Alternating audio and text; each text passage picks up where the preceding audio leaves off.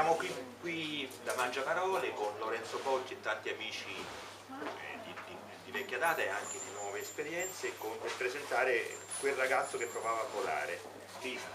Quindi Lorenzo allo stesso modo, Lorenzo scrive bene, non è vero che non è mai trasandata la verve della sua poesia. Sembra, per paradosso, anche se lui parla dell'uva sprigna, che è un suo cavallo di battaglia, l'uva sprigna, assaggio quest'uva sprigna scesa dalle colline brumose, c'è una grande sapienza, canta, già che è l'uva stessa che scende, quindi l'uva è protagonista assoluta, come una dea, la dea delle messi, la dea dei vigneti, c'è una fecondità in atto. E poi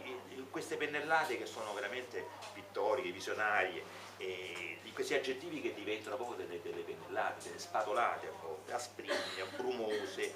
cresciute, i filari come sono zappati a mano, questi verbi duri, aspri, coriacei, e poi continua ad andare avanti. La mascella è serrata, ho visto delle varianti sulla mascella, una volta è serrata, poi altre volte al plurale sono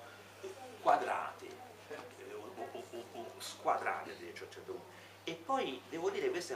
è una poesia molto tua, perché in realtà è tua, da Ravina, Sprignio, Consapoli di Zolfo, lo so che poi ci sono dei rimandi a Pavese, ne abbiamo anche parlato, l'uva che non vuole maturare, lo zolfo, e ti ringrazio di aver trovato questo bambino che provava a volare o a far volare l'aquilone, i versi e tutto quello che vuoi, ma il bambino è sempre dentro, ce l'abbiamo ancora noi, e non è il fanciullino pascoliano, è un'altra cosa, è un ragazzo adulto, continua a cercare il mare, corre come i 400 colpi di Truffaut, e soprattutto addita ai grandi, dei grandi doveri, il dovere più grande, che è quello, secondo me, nella vita, nella poesia o nella prosa, di essere se stessi.